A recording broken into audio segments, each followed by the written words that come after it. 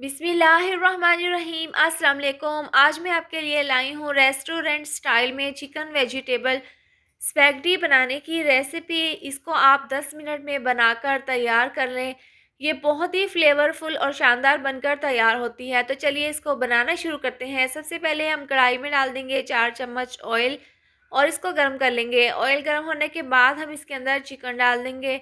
Boneless chicken हमने 100 ग्राम लिया है और इस तरीके से स्ट्रिप्स में मैंने ये पीसीस कट कर लिए हैं और इनको हम ऑयल में अच्छे से फ्राई कर लेंगे। हमने इतना फ्राई करना है कि इसका कलर भी चेंज हो जाए।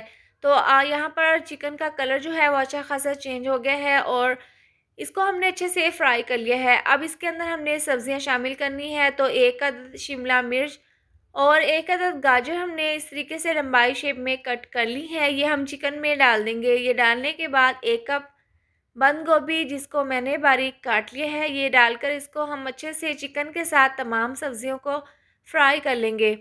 तो यहाँ पर सब्जियां जो हैं वो अच्छी खासी फ्राई हो गई हैं और हल्की सी सॉफ्ट हो गई हैं। इसके बाद हम टेस्ट के हिसाब से आधी चम्मच डाल देंगे नमक, 1/4 चम्मच डाल देंगे कुटी हुई लाल मिर्च और 1/4 चम्मच डाल देंगे पिसी हुई काली मिर्च।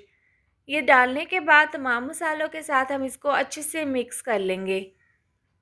मसाले चिकन और सब्जियों में हमने अच्छे से मिक्स कर लिए हैं। इसके बाद हम 4 चम्मच इसके अंदर रेड चिली सॉस डाल देंगे और 4 चम्मच ही इसके अंदर सोया सॉस के शामिल कर देंगे। ये दोनों सॉसेस डालने के बाद हम इसको अच्छे से मिक्स कर लेंगे। अच्छे से मिक्स करने के बाद हम इसको कवर कर देंगे। स्लो आंच पर हम इसको चंद सेकंड के लिए पका लेंगे।